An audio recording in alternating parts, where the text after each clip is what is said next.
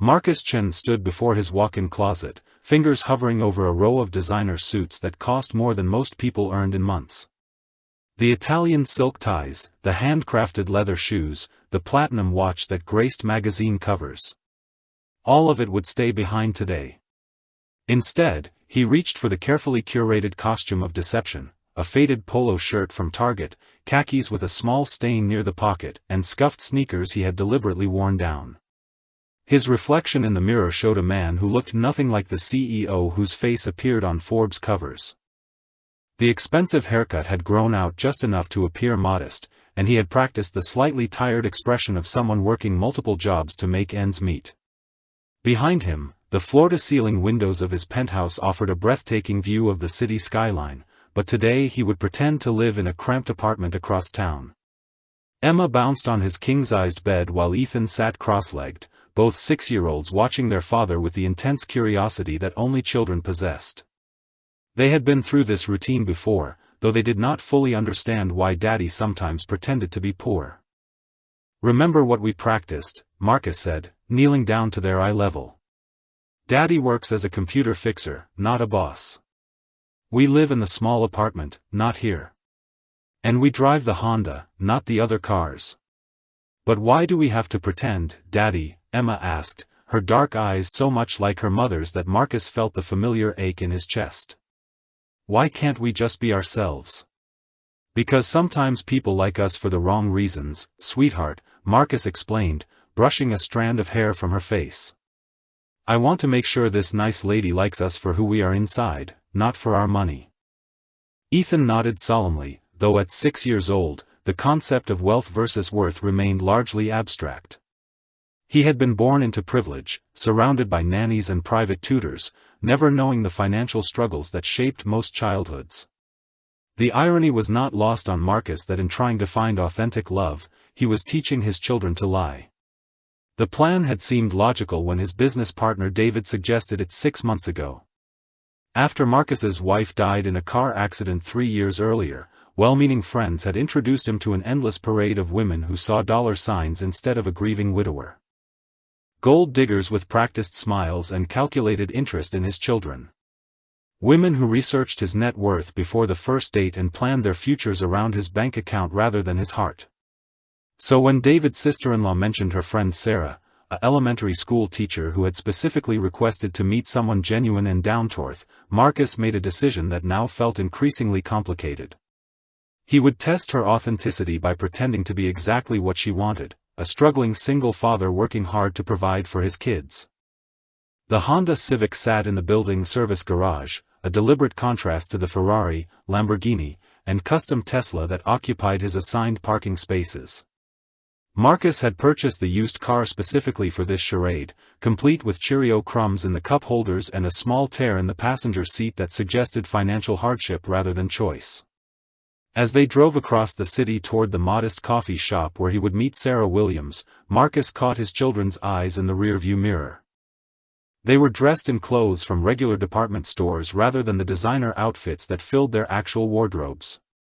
Emma wore a simple sundress with tiny flowers, while Ethan sported a striped shirt that looked like it had seen many wash cycles.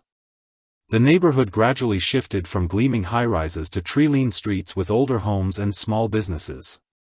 This was Sarah's world, Marcus realized, a place where people worried about mortgage payments and grocery budgets, where children played in public parks rather than private clubs, where authenticity mattered more than appearance. Marcus parked outside Bean Their Coffee, a local shop with mismatched furniture and handwritten menu boards that felt wonderfully unpretentious after years of upscale restaurants and corporate dining rooms. Through the window, he could see a woman with shoulder-length auburn hair reading a book at a corner table. She wore a simple blue blouse and jeans, no jewelry except small silver earrings, and when she looked up as they entered, her smile reached her eyes in a way that made Marcus momentarily forget his carefully rehearsed introduction. Sarah Williams was beautiful in an understated way that had nothing to do with expensive cosmetics or professional styling. Her face held the kind of warmth that suggested she genuinely enjoyed other people's company, and when she noticed the twins hiding slightly behind their father's legs, she did not immediately try to win them over with forced enthusiasm. "You must be Marcus," she said, standing to greet them with a handshake rather than an awkward hug. "And these are the famous Emma and Ethan I have heard so much about." The children responded to her gentle tone, emerging from behind Marcus to offer shy hellos. Sarah knelt down to their level, a gesture that Marcus noticed immediately. Most adults remained standing when meeting children, but Sarah made herself physically smaller, less intimidating. "I brought some coloring books in case you get bored while your dad and I talk," she said, producing a small bag from her purse. "There are crayons too, but only if your dad says it is okay." Marcus felt something shift in his chest as he watched his children warm to this woman who asked permission before offering gifts, who thought to bring entertainment without being asked, who spoke to them as individuals rather than accessories to their father.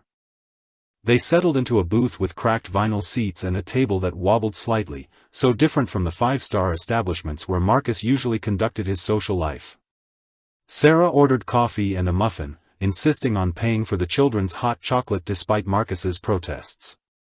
When Emma spilled a few drops on the table, Sarah simply handed her a napkin without making a fuss, treating the minor accident as perfectly normal rather than a catastrophe. "Where in the world are you watching from right now?" Marcus found himself wondering as he observed this scene. "What time is it where you are as you witness this moment when everything I thought I knew about finding love is about to change forever?" The conversation flowed naturally as Sarah asked about his work as a freelance IT consultant, a role he had researched extensively to make his lies convincing. She listened with genuine interest when he described fictional clients and imaginary projects, nodding sympathetically when he mentioned the challenges of balancing work with single parenthood. But it was her interaction with Emma and Ethan that truly captured Marcus's attention. She asked about their favorite subjects in school, their hobbies, their friends. When Ethan mentioned that he liked to build things, she did not dismiss it as childish play but asked detailed questions about his creations. When Emma showed her a drawing of their family, Sarah studied it carefully and pointed out specific details that demonstrated she was truly looking rather than offering empty praise. This woman was either the most skilled actress Marcus had ever encountered, or she possessed the authentic kindness that had become so rare in his wealthy social circle. As the afternoon progressed and his children grew more comfortable, chattering about their favorite movies and foods, Marcus began to suspect it was the latter.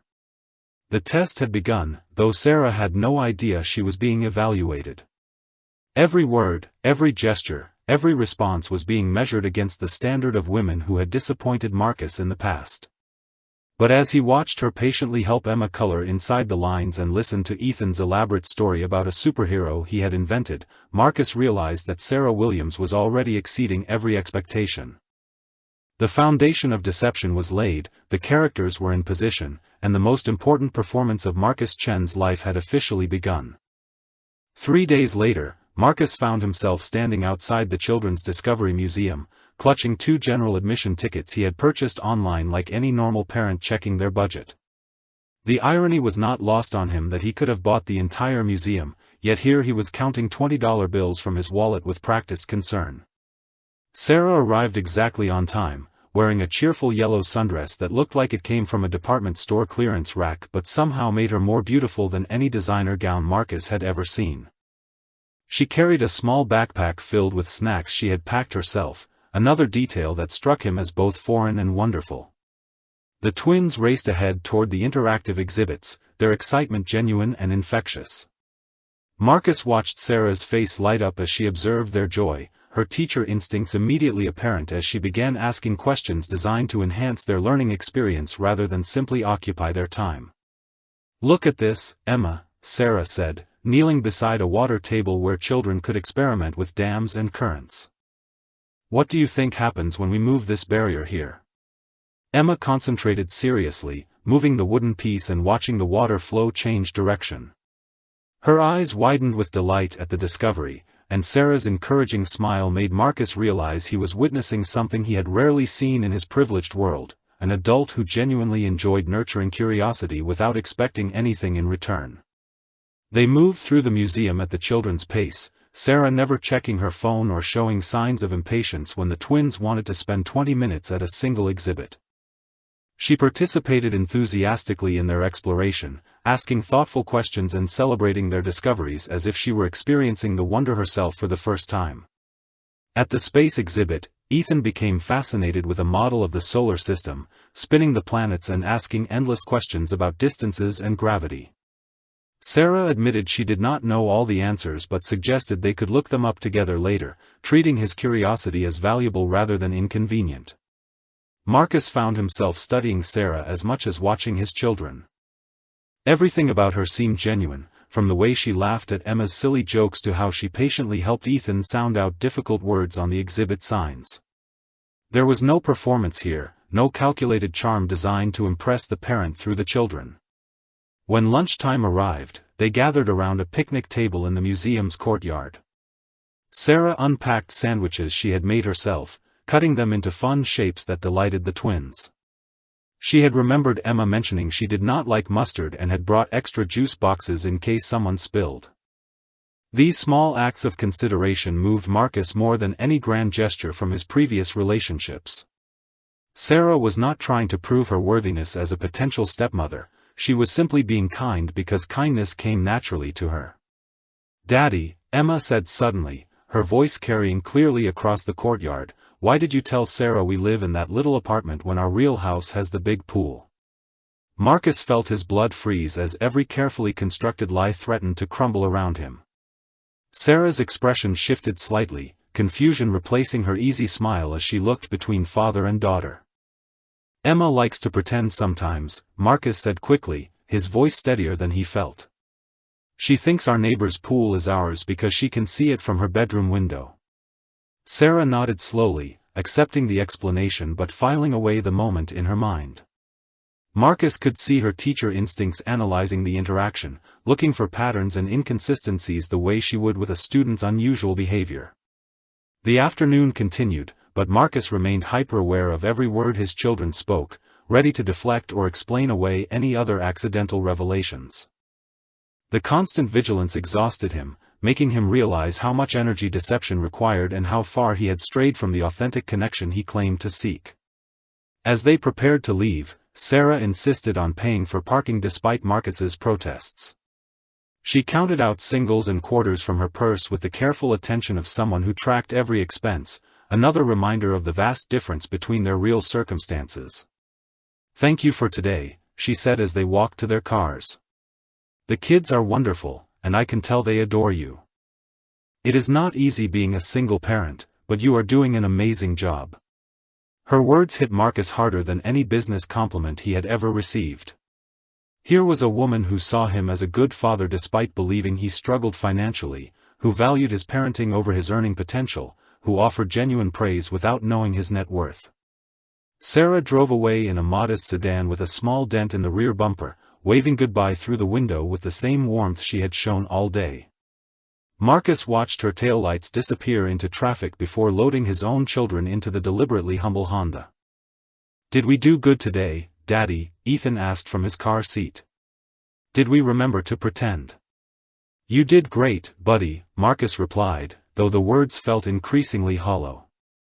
"But maybe we should practice a little more about our home and Daddy's work, okay?"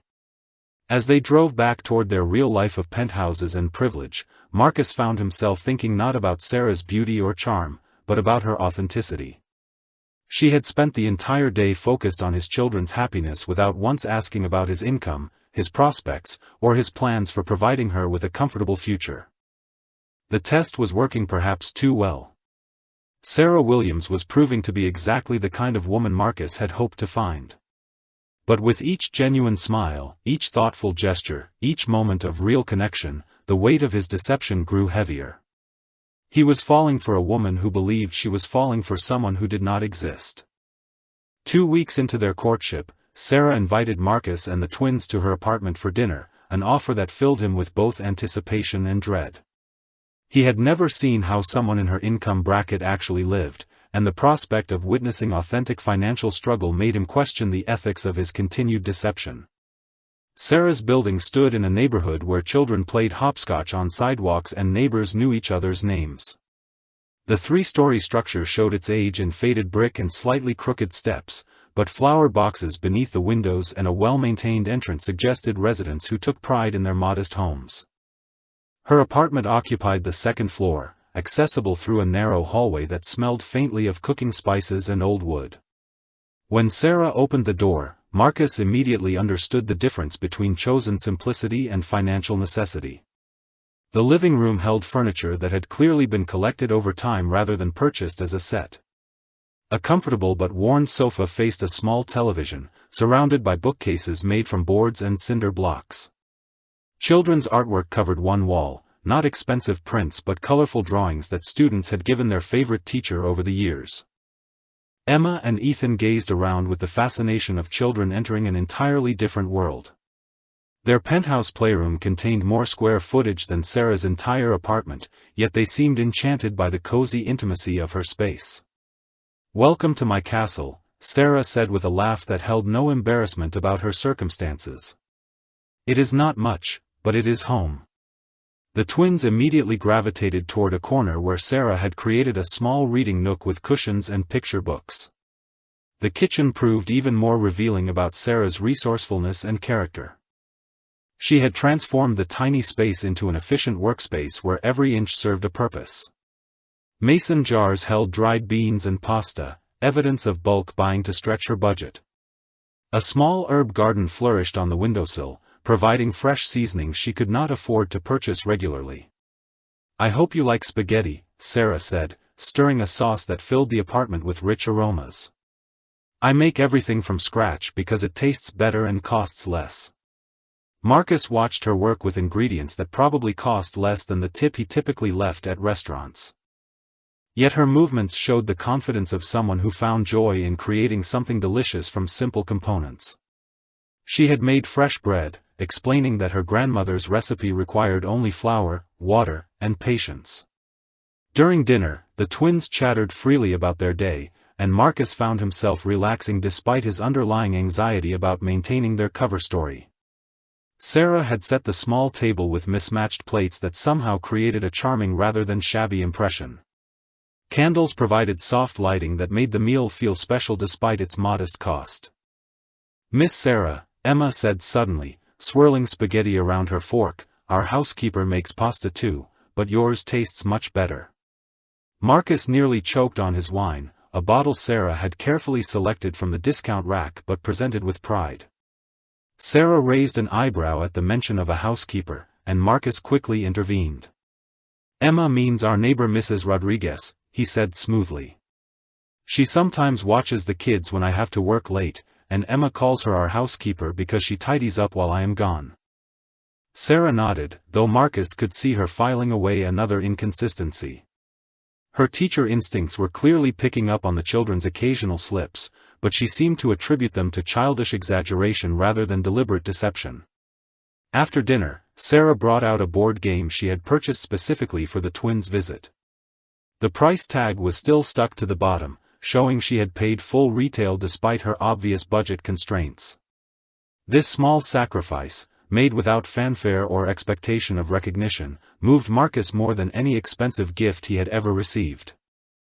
They played until the children began yawning, their contentment evident in the way they curled up on Sarah's couch like they belonged there. Marcus found himself studying the scene, memorizing how natural and right it felt to be gathered in this small apartment with this remarkable woman. As they prepared to leave, Sarah hugged both children goodbye, the kind of embrace that conveyed genuine affection rather than obligatory politeness. She had packed leftover bread for them to take home, wrapped in aluminum foil with care. "Thank you for sharing your evening with us," Marcus said, meaning it more than she could possibly know. "The kids had a wonderful time, and so did I." "It was my pleasure," Sarah replied, walking them to the door. "I love having people to cook for. It makes this little place feel more like a real home." Her words haunted Marcus as they drove back across the city toward their actual home, a penthouse that cost more per month than Sarah probably earned in a year. The twins fell asleep in their car seats, exhausted by an evening of simple pleasures and genuine warmth. Marcus carried them into their real home, past the marble foyer and up the private elevator to bedrooms larger than Sarah's entire living space. As he tucked them into beds that cost more than most people's cars, he found himself questioning everything about the life he had built. Sarah Williams had opened her modest home and generous heart to them, sharing her limited resources without hesitation or calculation. She had treated his children like precious guests, creating magic from spaghetti and conversation. She had revealed herself to be exactly the kind of person Marcus had dreamed of finding: authentic, caring, and completely uninterested in material wealth. The irony was devastating. In his quest to find someone who would love him for himself rather than his money, he had discovered a woman who embodied every quality he valued. But she was falling in love with a fiction, a carefully constructed character who bore little resemblance to the billionaire CEO who now stood in his marble bathroom, staring at his reflection and wondering how he had become so lost.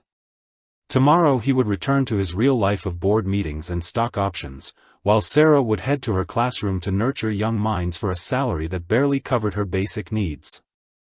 The gulf between their worlds seemed impossible to bridge without destroying the foundation of trust they were building. Marcus had found his perfect match, but she was in love with someone who did not exist. A month into their relationship, Marcus found himself caught between two worlds that seemed increasingly impossible to reconcile. During the day, he commanded boardrooms and made decisions worth millions, but evenings with Sarah transported him to a reality where happiness came from shared stories and homemade cookies rather than stock portfolios and acquisition deals. The morning sun streamed through the floor-to-ceiling windows of his corner office as Marcus reviewed quarterly reports that showed his company's value had increased by $30 million overnight. His assistant knocked softly before entering with his usual schedule of high-stakes meetings and conference calls with international investors. Yet all Marcus could think about was the text message from Sarah on his phone, a simple photo of a drawing that one of her students had made showing their teacher reading to the class.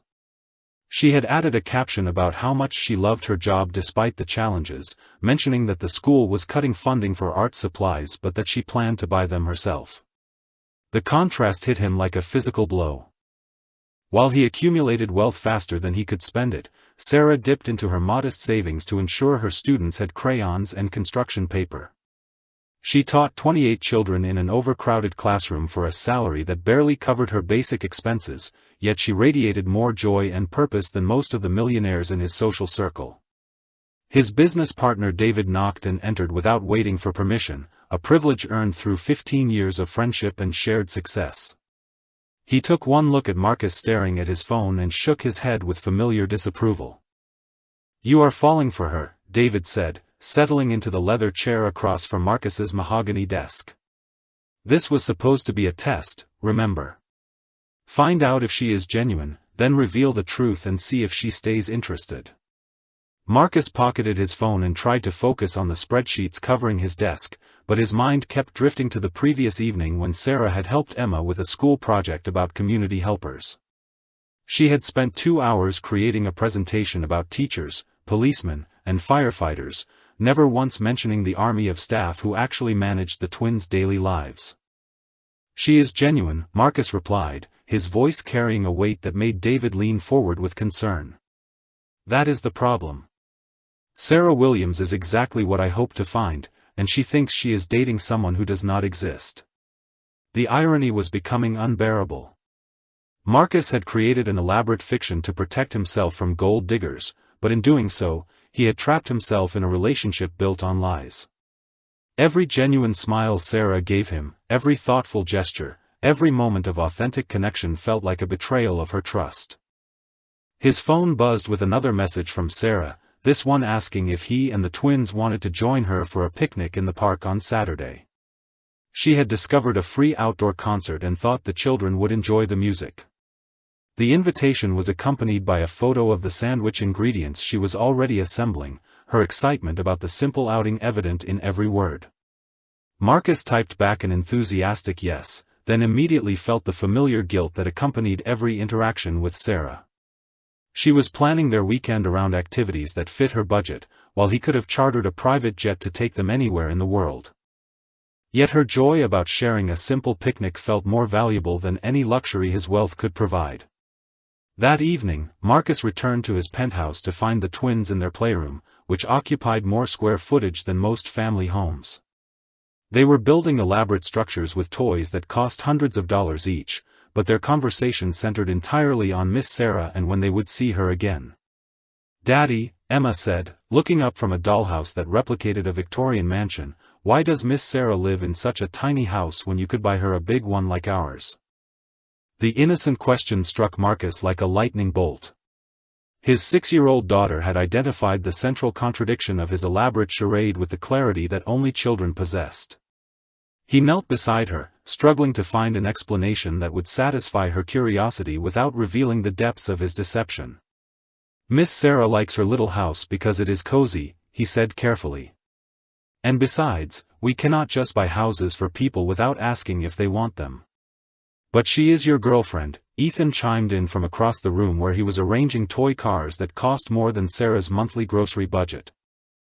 "Do not boyfriends and girlfriends share everything?" Marcus realized that his children, raised in privilege and surrounded by abundance, could not understand why their father would allow someone he cared about to struggle financially. Their innocent questions highlighted the moral complexity of his situation in ways that adult reasoning had failed to capture. Later that night, after the twins were asleep in their designer bedrooms, Marcus stood on his private terrace overlooking the glittering city skyline. Somewhere out there, Sarah was probably grading papers at her small kitchen table, planning lessons with creativity born from limited resources, living a life of purpose that his wealth had somehow obscured. He pulled out his phone and scrolled through their text conversations, each message revealing more about Sarah's character. She sent photos of her students' achievements, shared articles about educational innovations she wanted to try, and asked thoughtful questions about his parenting philosophy. Never once had she inquired about his financial prospects or future earning potential. The test had succeeded beyond his wildest expectations. Sarah Williams possessed every quality he valued: kindness, authenticity, intelligence, and a genuine love for children. She had proven herself to be completely uninterested in material wealth, choosing love and connection over financial security. But success felt like failure when Marcus realized that Sarah was falling in love with a carefully constructed lie. Every day he spent with her deepened both his feelings and his guilt, creating an emotional trap that seemed impossible to escape without destroying everything they had built together. Marcus had set out to find a woman who would love him for himself, but somewhere along the way, he had lost sight of who he actually was. The billionaire CEO felt like a costume he wore during business hours, while the struggling single father felt more real despite being completely fictional. Tomorrow he would have to look into Sarah's trusting eyes and continue the charade, knowing that each moment of genuine connection was built on deception. He was living the most authentic relationship of his life while being fundamentally dishonest about everything that defined him. The perfect woman had entered his world, but she was in love with someone who existed only in his imagination. The close call came on a Tuesday afternoon when Sarah decided to surprise Marcus at his supposed workplace. She had baked chocolate chip cookies for his colleagues, a gesture that would have seemed routine if Marcus actually worked as a freelance IT consultant from a shared office space instead of commanding a tech empire from the 42nd floor of downtown's most prestigious building. Marcus was reviewing acquisition proposals when his assistant knocked urgently on his door, her face pale with concern. She entered quickly, closing the door behind her with unusual haste. "Mr. Chen, there is a woman in the lobby asking for you," she said, her voice tight with confusion. "She says she is your girlfriend and has brought cookies for the IT department. Security does not know what to do with her." Marcus felt his carefully constructed world tilt on its axis as he processed the implications. Sarah Williams stood 20 floors below, carrying homemade cookies and expecting to find her boyfriend in a modest cubicle, not a corner office suite that screamed executive privilege. His mind raced through possible solutions, each more complicated than the last. He could claim to be out of the office, but Sarah might wait. He could meet her in the lobby, but explaining why he was in this building would require elaborate lies. The web of deception that had seemed manageable in theory was unraveling in real time. "Tell security I will be right down," Marcus said, already moving toward his private elevator. "And call David immediately. I need him to cover for me somehow." The elevator descent felt eternal as Marcus tried to prepare an explanation that would satisfy Sarah's teacher instincts for detecting inconsistencies. His reflection in the polished steel doors showed a man in a custom suit worth more than Sarah's monthly salary, every detail screaming wealth and privilege. Sarah stood in the marble lobby looking adorably out of place, her simple cardigan and sensible shoes contrasting sharply with the designer-clad executive streaming past. She held a Tupperware container decorated with cheerful sunflowers, her face bright with the excitement of surprising someone she cared about. "Marcus," she called out when she spotted him emerging from the elevator bank. "I hope you do not mind me stopping by. I had some extra cookies and thought your co-workers might enjoy them." Her genuine smile hit Marcus like a physical blow as he approached, acutely aware of the security guards watching the interaction with professional interest. One wrong word, one suspicious detail, and his entire charade would collapse in the most public way possible. "Sarah, what a wonderful surprise," he managed, accepting her enthusiastic hug while his mind scrambled for explanations. "You really should not have gone to all this trouble." She pulled back to study his face, her teacher instincts immediately picking up on his discomfort. "Is everything okay?" she asked. "You seem nervous. Am I embarrassing you at work?" Before Marcus could respond, David appeared as if summoned by desperation itself, approaching with the confident stride of someone who belonged in this gleaming corporate environment.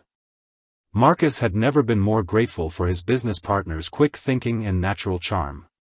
"You must be the famous Sarah," David said, extending his hand with practiced warmth.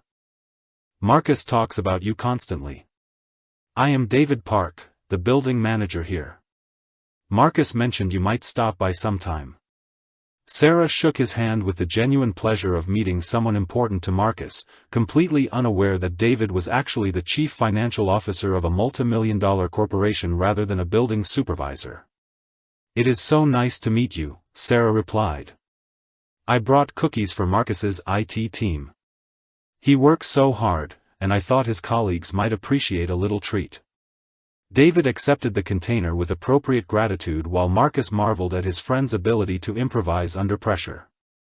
"How thoughtful of you," David said. "The IT folks are actually in meetings all afternoon, but I will make sure everyone gets to try these. Marcus is lucky to have someone who thinks of others like you do."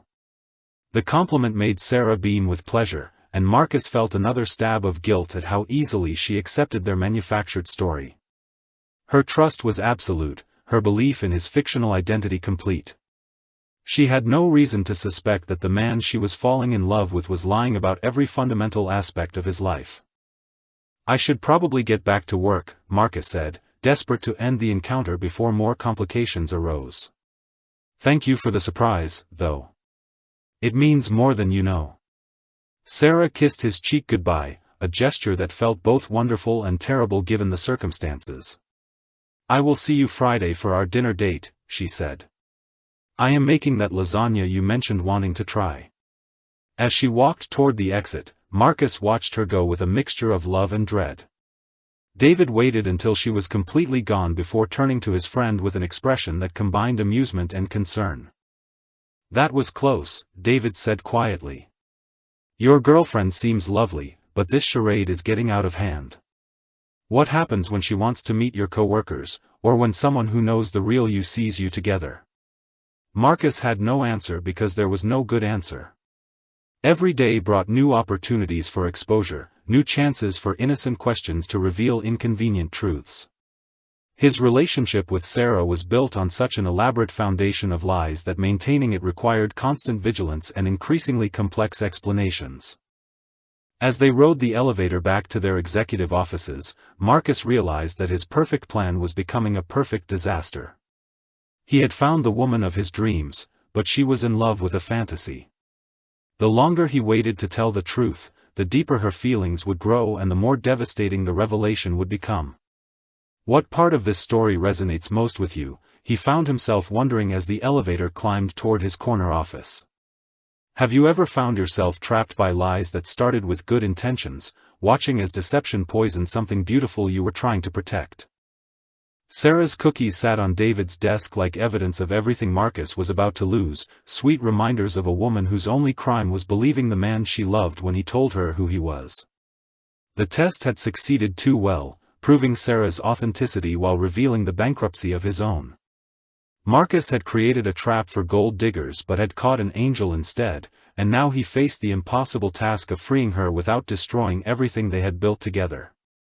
The close call in the lobby was just the beginning of complications that would only multiply as his two worlds continued their inevitable collision course. Time was running out for Marcus Chen to decide who he really wanted to be, but every passing day made the choice more painful and the consequences more severe. Marcus discovered the depth of Sarah's generosity by accident, through a conversation that was never meant for his ears. He had arrived early to pick up the twins from Sarah's apartment, where she had been watching them while he attended a fabricated job interview, and found her on the phone with someone from the children's shelter where she volunteered. "I know the heating bill is overdue," Sarah was saying, her voice carrying through the thin apartment walls as Marcus approached her door. "But I can cover it this month if you give me until Friday.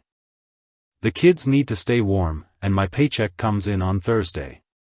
Marcus froze in the hallway, his hand suspended inches from the doorbell as the implications of her words sank in.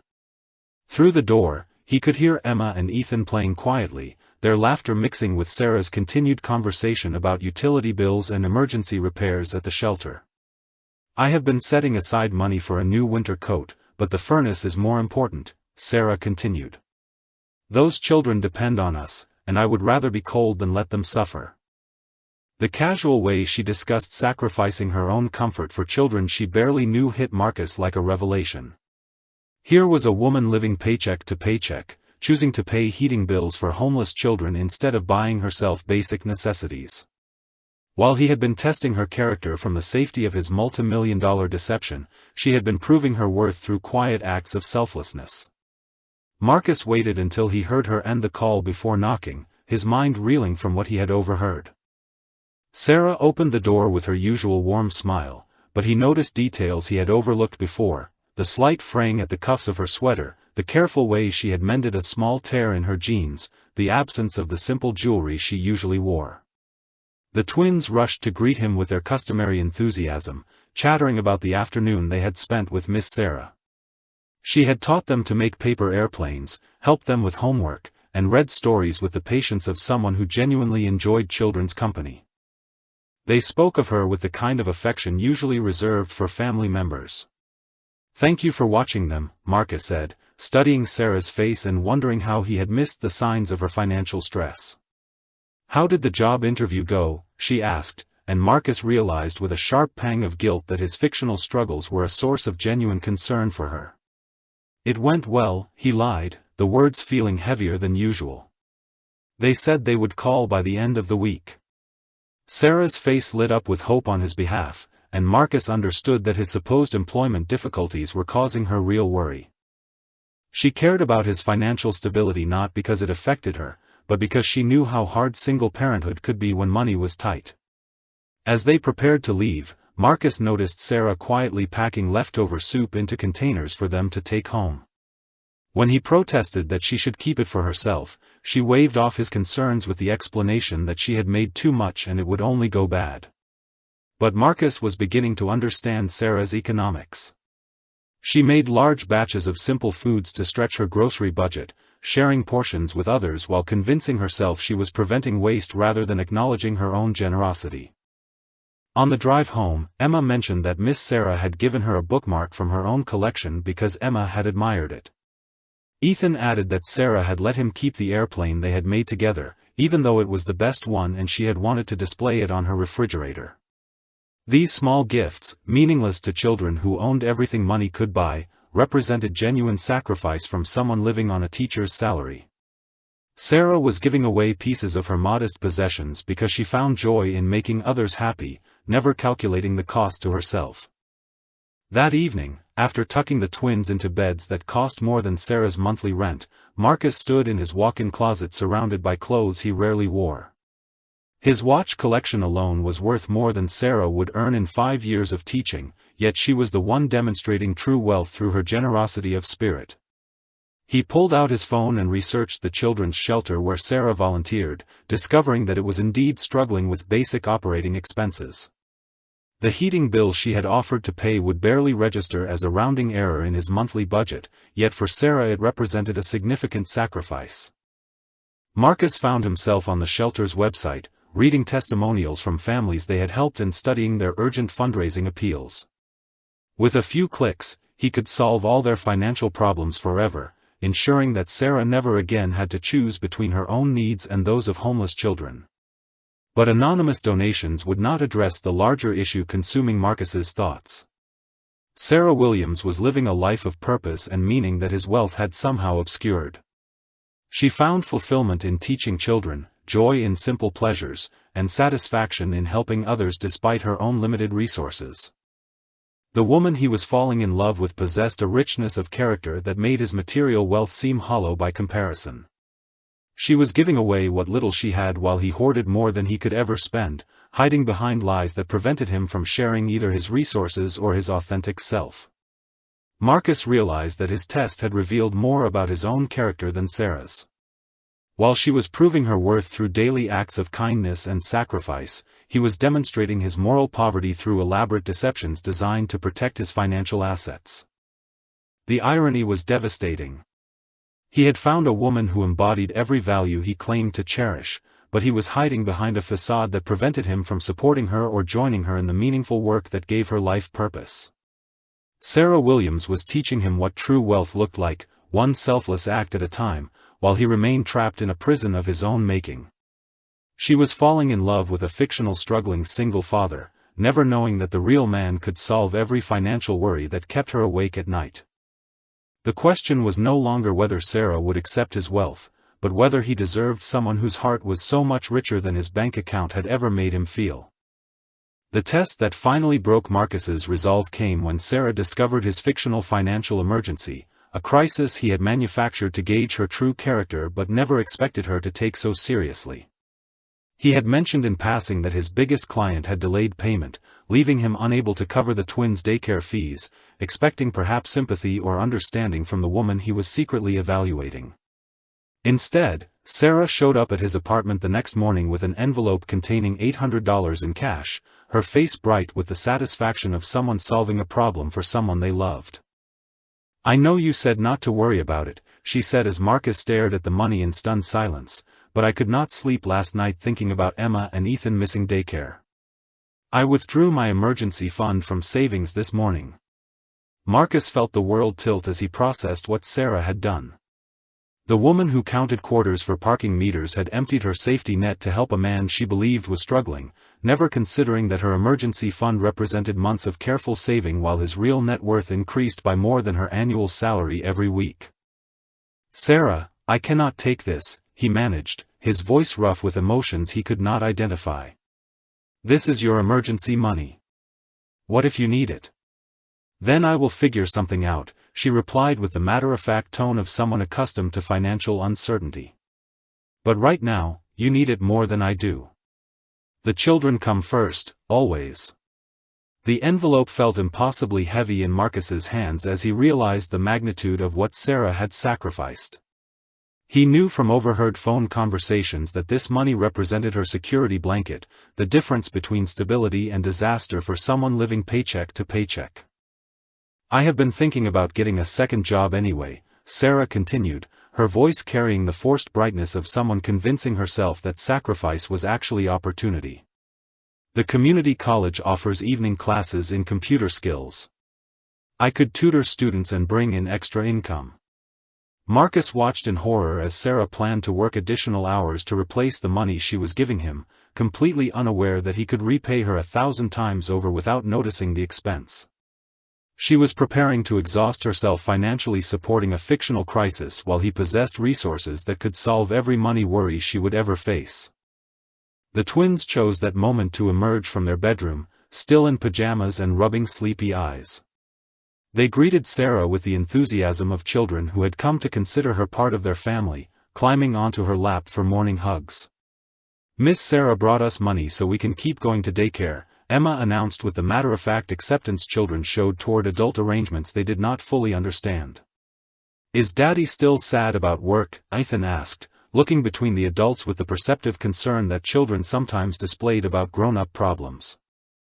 Sarah gathered both twins close, her embrace conveying the protective instincts that made her such a natural teacher and caregiver. Everything will be fine, she assured them. Sometimes adults have to help each other, and that is what friends do. Her easy use of the word friend struck Marcus like a physical blow. Here was a woman who considered their relationship significant enough to warrant financial sacrifice, yet humble enough to describe herself as merely a friend helping out during difficult times. You cannot do this, Marcus said finally, extending the envelope back toward Sarah.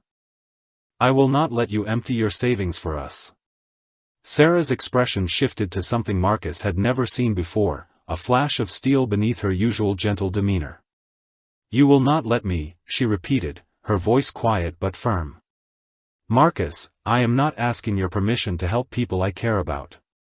The quiet authority in her tone reminded Marcus that Sarah Williams was not just a kind woman but a strong one, someone who made her own decisions about how to spend her money and time.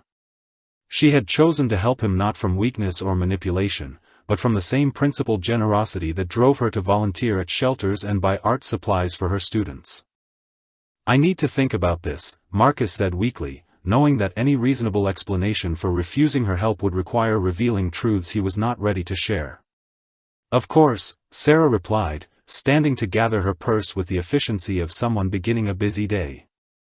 But Marcus, please do not let pride prevent you from accepting help when you need it. We all struggle sometimes, and there is no shame in leaning on people who care about you. After she left for work, Marcus sat alone in his carefully modest apartment, staring at $800 that represented everything wrong with his elaborate deception. Sarah had given him her financial security without hesitation, while he possessed enough wealth to solve her problems permanently but was too cowardly to reveal the truth.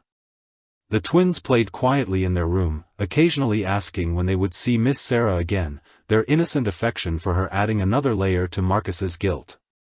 They loved her with the uncomplicated honesty children brought to relationships, unaware that their father was testing her worthiness like a suspicious business partner. Marcus picked up his phone and called David, needing to confess the latest development to someone who understood the full scope of his deception. She gave me her emergency fund, he said without preamble when David answered. $800 she saved working extra hours and clipping coupons, and she handed it over because she thought my fake crisis was real. David was quiet for a long moment before responding. So now you know exactly who Sarah Williams is, he said finally. The question is, do you know who Marcus Chen is? The observation hit Marcus harder than any business criticism he had ever received. In testing Sarah's character, he had revealed the poverty of his own. She had proven herself worthy of love through generosity and sacrifice, while he had proven himself unworthy through deception and manipulation. Share your thoughts about what love really means, Marcus found himself thinking as he stared at the money Sarah had entrusted to him. Is it about finding someone who meets your standards, or about becoming someone worthy of the love freely given? The envelope sat on his coffee table like evidence of everything he was about to lose, a reminder that authentic love required authentic honesty. Sarah Williams deserved the truth about who she was falling in love with, but Marcus was no longer certain that truth would set either of them free. He had created a test to protect his heart, but in the process had discovered that his heart was not worth protecting unless he could prove worthy of the woman who had already passed every test that mattered. The confrontation with David came 3 days after Sarah's devastating act of generosity, when Marcus's business partner finally lost patience with the elaborate charade that was consuming his friend's life. David arrived at the penthouse unannounced, finding Marcus standing on the terrace with Sarah's envelope still unopened on the coffee table, a monument to guilt that had rendered him incapable of normal function. This has to stop, David announced without preamble, gesturing toward the money that represented Sarah's entire financial safety net. You are destroying a good woman with your lies, and you are destroying yourself in the process.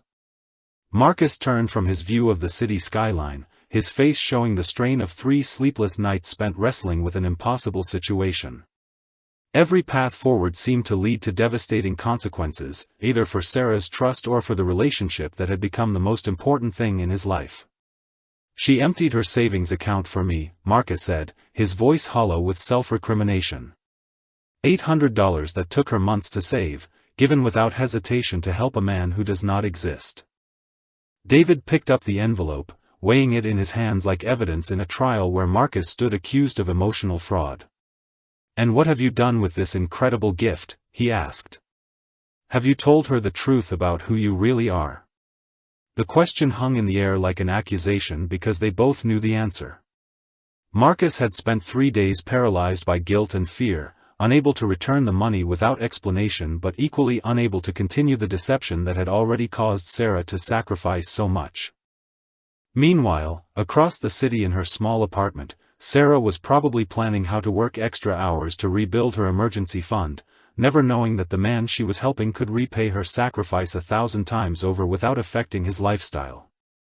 "I do not know how to tell her," Marcus admitted, the confession scraping his throat raw. "How do I explain that everything she believes about me is a lie?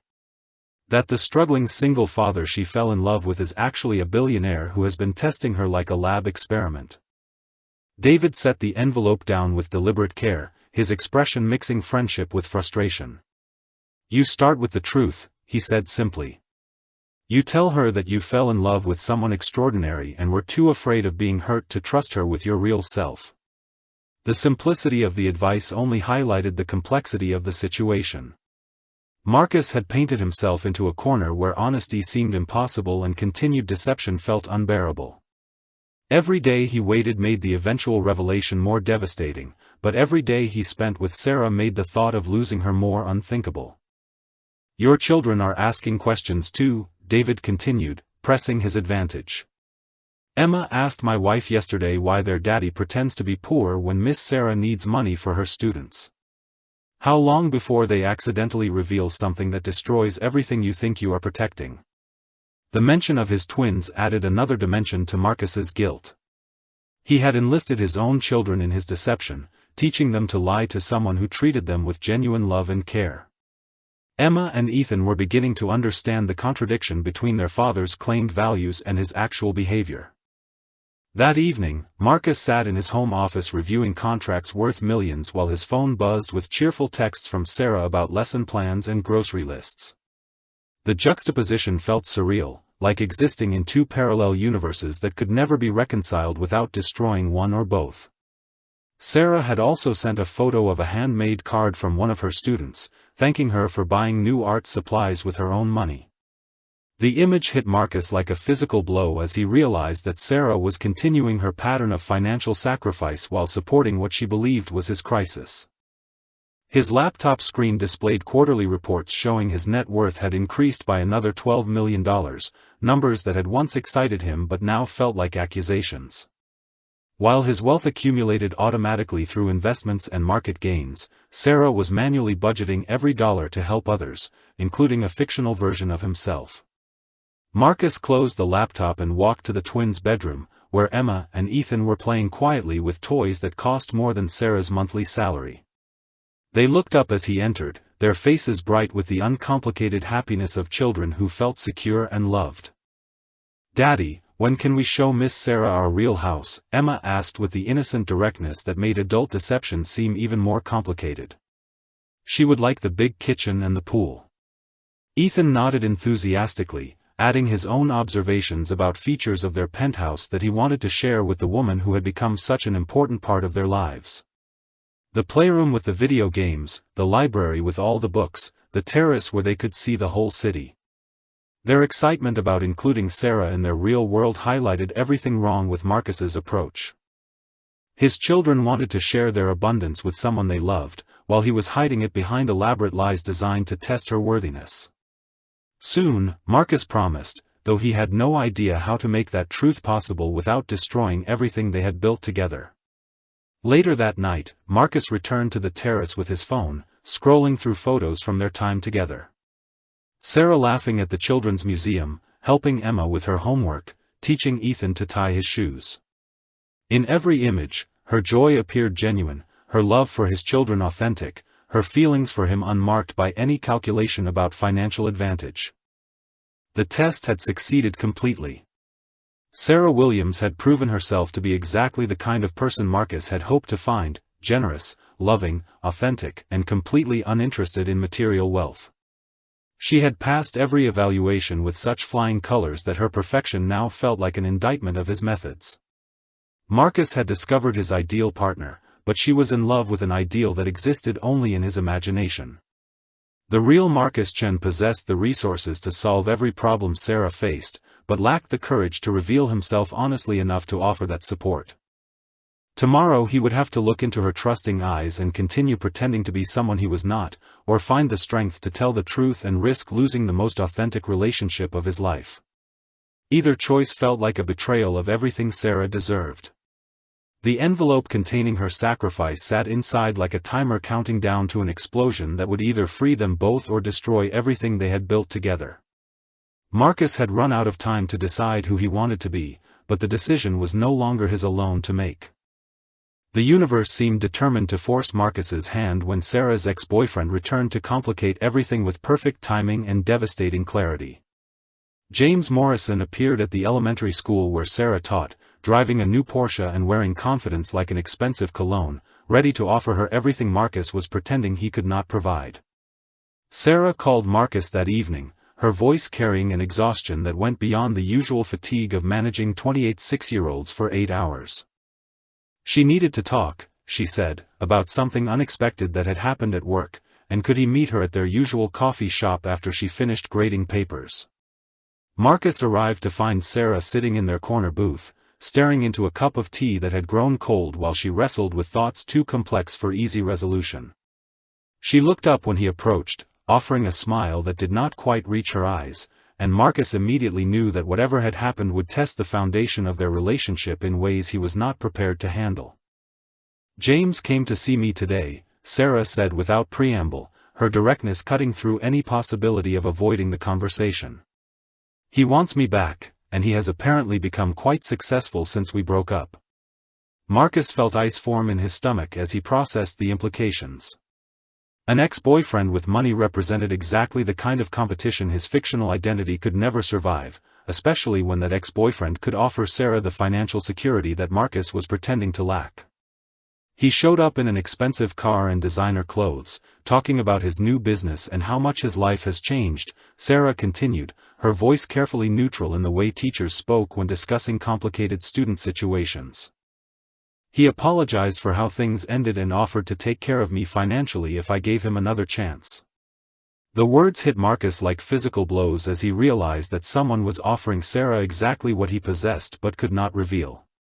James Morrison could provide the comfortable life, the financial security, the material benefits that Marcus's fictional struggling consultant could never match.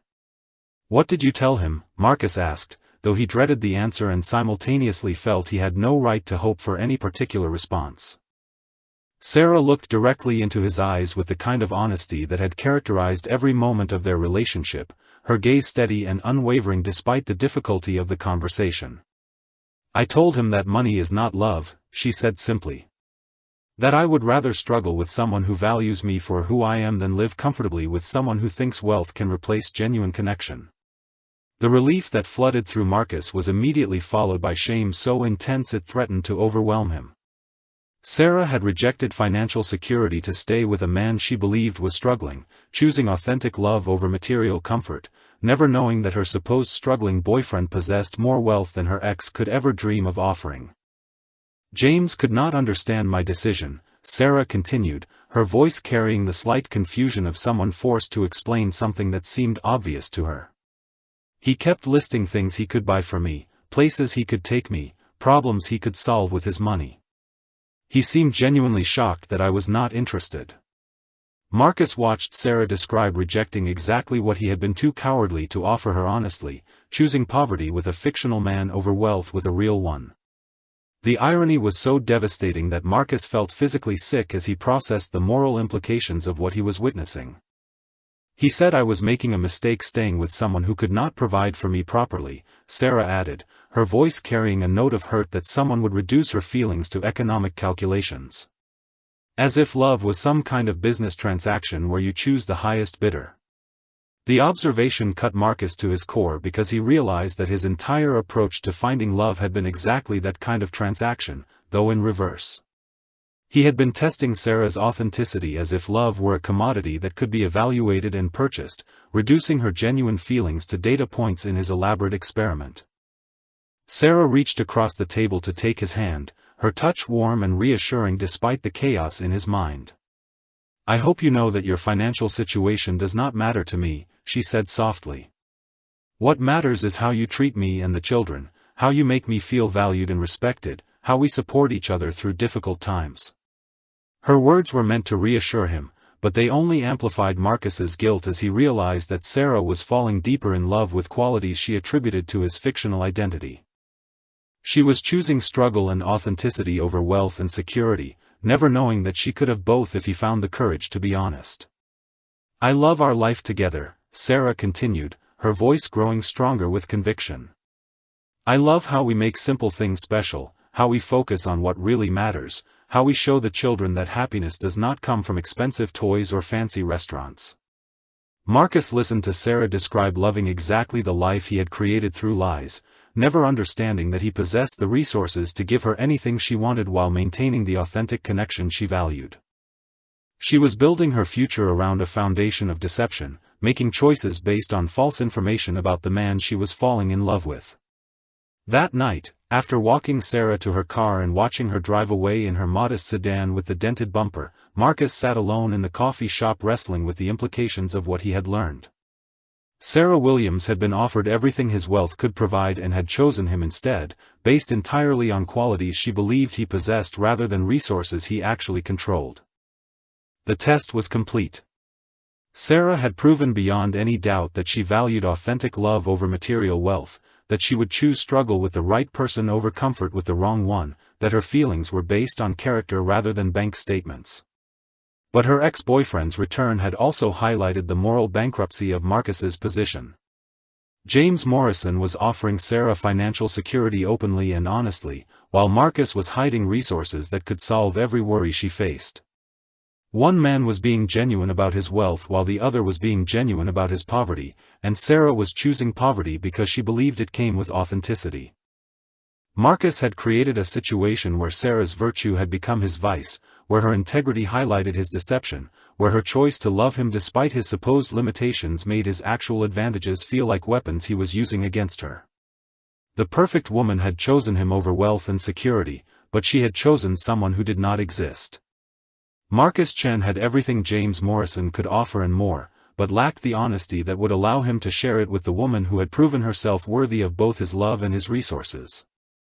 Tomorrow he would have to decide whether to continue living the lie that Sarah was building her future around, or find the courage to reveal the truth and risk losing everything they had built together on the foundation of his deception.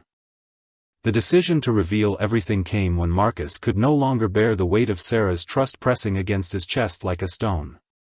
3 sleepless nights after her ex-boyfriend's return, he found himself standing in his penthouse kitchen at dawn, staring at her untouched emergency fund while planning the most important conversation of his life. He called Sarah that Thursday morning, his voice steadier than his hands as he asked if she would have dinner with him Saturday evening. Not at their usual modest restaurant or her small apartment, but somewhere special that he would arrange. Something about his tone must have conveyed the gravity of what was coming, because Sarah agreed with a question in her voice that she did not quite ask. The twins spent Saturday afternoon helping their father prepare for the evening that would either save or destroy their family's future. Emma selected flowers from the penthouse garden while Ethan helped set the dining room table with china that had never been used, their excitement about showing Miss Sarah their real home finally bubbling over into action. Marcus had arranged for his private chef to prepare Sarah's favorite meal, the same simple pasta dish she had made for them in her tiny kitchen but elevated with ingredients that cost more than her weekly grocery budget. The irony was not lost on him that he was using his wealth to recreate the humble dinner that had made him fall in love with her authenticity. When the elevator doors opened to reveal Sarah stepping into his marble foyer, Marcus watched her face cycle through confusion, shock, and something approaching fear as she processed the opulent surroundings that contradicted everything she believed about his life. She wore the same blue dress she had worn to their first coffee shop meeting, her nicest outfit chosen for what she thought was a special occasion at an upscale restaurant. Instead, she found herself standing in a penthouse that spoke of wealth beyond anything she had ever imagined, let alone experienced. "Marcus," she said slowly, her teacher instincts immediately cataloging discrepancies between what she was seeing and what she thought she knew. "Whose home is this? Why are we here?" Before he could answer, Emma and Ethan came racing from the living room, their excitement at finally being able to show Miss Sarah their real world overriding any understanding of the adult complexities at play. "Miss Sarah, look at our house," Emma called out, taking Sarah's hand to lead her toward the floor-to-ceiling windows that offered breathtaking views of the city skyline. "We have been wanting to show you forever." Sarah allowed herself to be led, her bewilderment growing as she took in the designer furniture, the original artwork, the subtle indicators of a lifestyle that required millions rather than the modest income she believed Marcus possessed. "This is our playroom," Ethan announced proudly, opening doors to reveal a space larger than Sarah's entire apartment, filled with toys and games that represented more money than she earned in months. Marcus watched Sarah's face as understanding began to dawn, her expression shifting from confusion to something approaching betrayal as the magnitude of his deception became clear. Her hand trembled slightly as she released Emma's grip, her eyes finding his across the room with a mixture of hurt and disbelief. "Children, why do not you go wash your hands for dinner?" Marcus said gently, needing privacy for the conversation that would determine everything. "Sarah and I need to talk for a few minutes." The twins departed reluctantly, sensing adult tension without understanding its source, leaving Marcus alone with the woman whose trust he had systematically violated through months of elaborate lies. Sarah stood frozen in the center of his living room, her modest dress a stark contrast to the luxury surrounding her, her face pale as she processed the implications of what she was discovering. "You are not a struggling IT consultant," she said finally, her voice barely above a whisper. "This is not the home of someone who worries about daycare fees or seeks second jobs to make ends meet." Marcus felt every word like a physical blow as he watched Sarah's faith in him crumble in real time. "No," he said simply, knowing that any explanation he offered would sound like justification for the unjustifiable. Sarah's eyes moved to the envelope containing her emergency fund, which Marcus had placed on the coffee table as evidence of his shame. $800 that represented her financial security, given freely to help a man who possessed more wealth than she could comprehend. "You let me empty my savings account," she said, her voice growing stronger with anger and hurt. "You watched me plan to work extra hours to help you, knowing that you could solve my problems without even noticing the expense." The accusation was accurate and devastating, and Marcus had no defense because there was no defense. He had allowed Sarah to sacrifice for him while possessing the resources to eliminate every financial worry she faced, making her generosity not just unnecessary but actively harmful to her own well-being. "I fell in love with you," he said desperately, trying to find words that could bridge the chasm his deception had created. "Everything about my feelings is real, even if the circumstances were not." Sarah picked up her emergency fund, holding the envelope like evidence in a trial where Marcus stood accused of emotional fraud. "You fell in love with someone who does not exist," she replied, her voice carrying the quiet dignity that had first attracted him. "Because the man I fell in love with would never lie to someone who trusted him completely." The observation cut Marcus to his core because it highlighted the fundamental contradiction at the heart of his deception. Sarah had fallen in love with qualities of character that the real Marcus had failed to demonstrate, creating a situation where his success in winning her heart proved his unworthiness to keep it. If this story has touched your heart, let us know where you are listening from around the world, Marcus found himself thinking as he watched his perfect relationship dissolve before his eyes. Share with us what love means when it is built on lies, and whether forgiveness is possible when trust has been so completely betrayed. Sarah walked toward the elevator, her dignity intact despite the devastating revelation that had just shattered her understanding of everything she thought she knew about the man she loved. "I need time to think," she said without looking back, her voice steady despite the tears Marcus could see threatening at the corners of her eyes.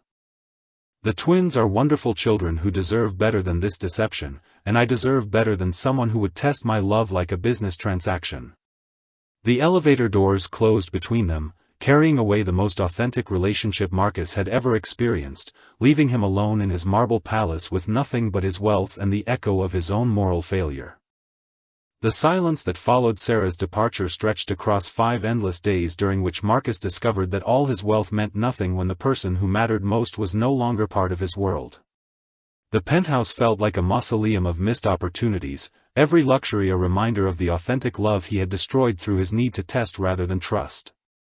Emma and Ethan asked about Miss Sarah constantly, their innocent confusion about her sudden absence cutting deeper than any business failure Marcus had ever experienced. He found himself unable to explain why the woman who had become such an important part of their lives was no longer answering their calls or joining them for their weekend adventures. On Wednesday evening, Marcus sat in his home office reviewing contracts that felt meaningless while his phone remained stubbornly silent. David had stopped offering advice, recognizing that his friend needed to confront the consequences of his choices without interference or rescue from outside sources. The breakthrough came when Marcus realized that proving his love for Sarah required demonstrating the very qualities she had fallen in love with in his fictional identity. If the struggling single father she had loved possessed integrity and selflessness, then the real Marcus needed to embody those characteristics regardless of whether she ever forgave him. He started with the children's shelter where Sarah volunteered, making an anonymous donation large enough to ensure they would never again face heating bills or emergency repairs. But rather than simply writing a check, Marcus showed up on Thursday morning asking to volunteer his time, offering to use his business skills to help with their operational challenges. The shelter director, a weathered woman named Maria who had spent decades helping families in crisis, looked skeptically at the man in the expensive suit who claimed he wanted to donate his expertise rather than just his money. "We get a lot of wealthy people who want to feel good about themselves by writing checks," Maria said bluntly, studying Marcus with the sharp eyes of someone who had learned to distinguish between genuine commitment and casual charity. "What makes you different?" "Someone I care about believes that helping others is more important than helping yourself," Marcus replied, the words carrying more truth than any business presentation he had ever delivered. "I want to understand what she sees in this work that makes her willing to sacrifice everything for it." Maria assigned him to the most humbling tasks she could find, starting with serving meals and cleaning bathrooms, work that required Marcus to shed every pretense of executive privilege.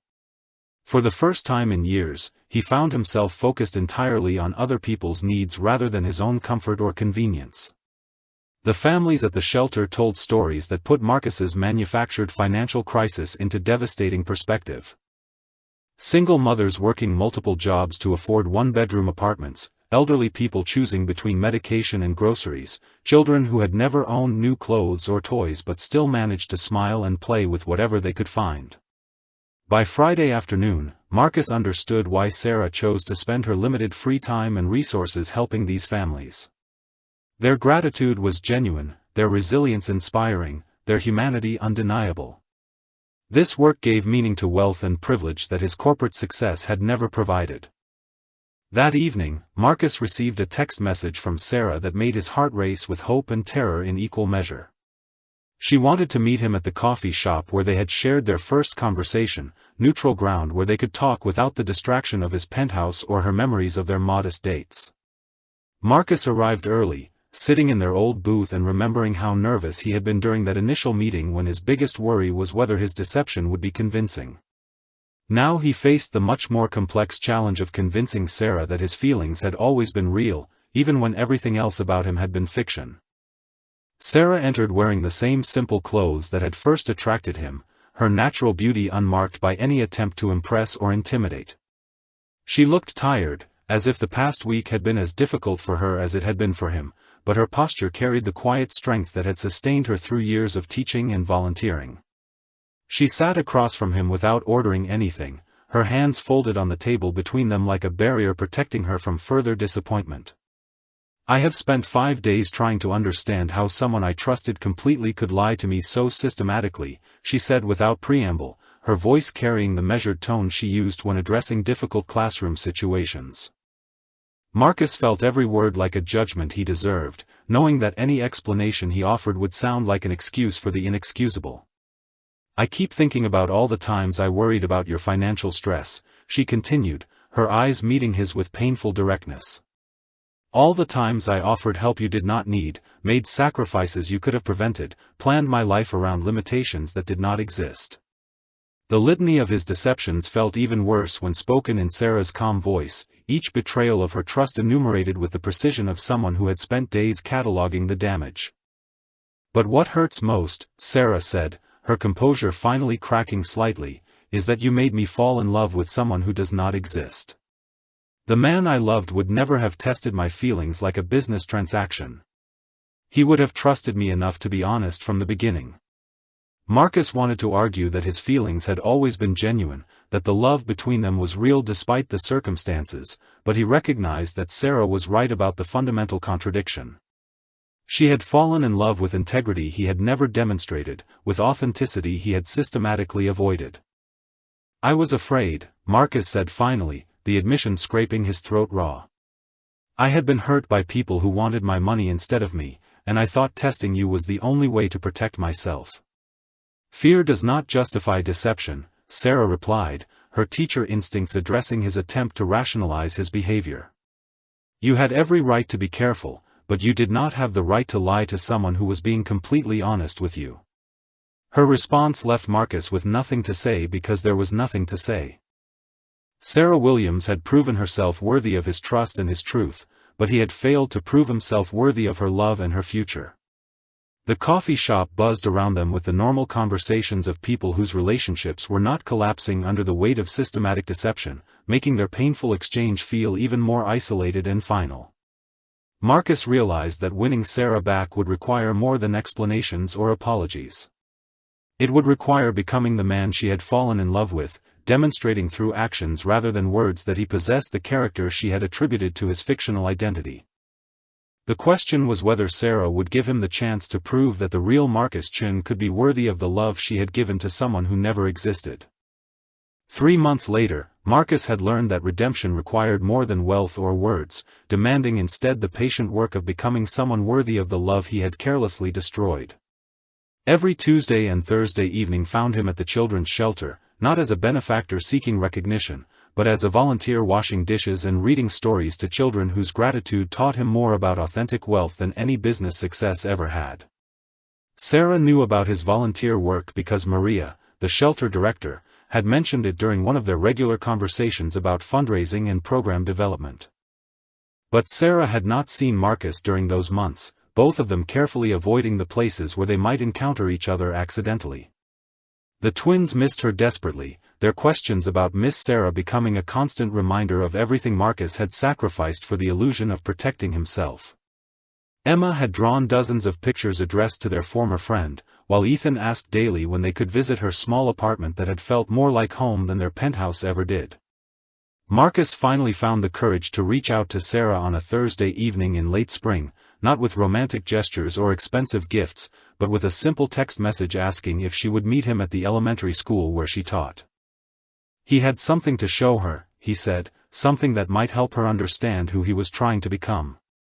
Sarah agreed to meet him in her classroom after hours, surrounded by the colorful artwork and inspirational posters that reflected her dedication to nurturing young minds. She wore the same cardigan she had worn during their first coffee shop meeting, her natural beauty unmarked by any trace of the bitterness that Marcus feared his deception might have created. "Thank you for agreeing to see me," Marcus said, standing awkwardly among the small desks and chairs that seemed to emphasize how much space existed between them now. Sarah nodded but did not speak, waiting for him to explain why he had asked her to this place that represented everything authentic about her character and her choices. Marcus pulled out a folder containing documentation of the past 3 months, not business reports or financial statements, but volunteer timesheets and thank-you letters from families at the shelter, evidence of work that had taught him the difference between having wealth and deserving it. "I wanted you to see what you taught me," he said, offering her the folder with hands that trembled slightly. "About what it means to help people without expecting anything in return, about finding purpose beyond profit, about becoming someone worthy of the kind of love you were offering." Sarah accepted the folder and reviewed its contents with the careful attention she brought to evaluating her students' progress, noting the consistent dates and genuine testimonials from people whose lives had been touched by Marcus's newfound commitment to service. "This is good work," she said finally, her voice carrying the warmth of a teacher acknowledging genuine effort. But Marcus, charity work does not erase the foundation of lies our relationship was built on. Her response was fair but devastating, and Marcus realized that proving his transformation required more than volunteer hours or anonymous donations. It required confronting the fundamental character flaw that had led him to test love instead of trusting it. "You are right," he said, his voice steady despite the fear that his next words might end any possibility of reconciliation forever. "I was a coward who used wealth to avoid vulnerability, who chose to test your authenticity instead of proving my own."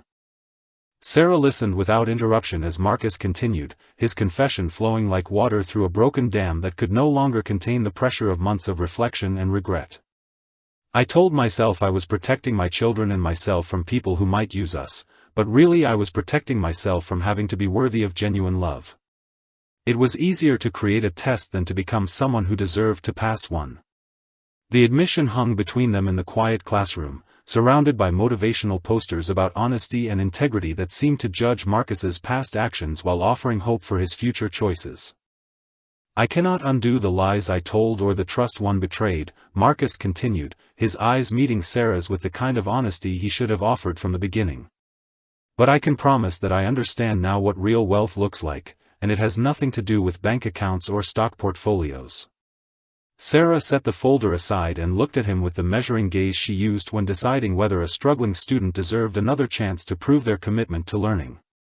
"What does real wealth look like?" she asked, her question carrying the weight of a final examination that would determine everything. Marcus thought about the past 3 months, about children at the shelter who had taught him that happiness came from connection rather than accumulation, about families who had shown him that love multiplied when shared rather than hoarded when protected.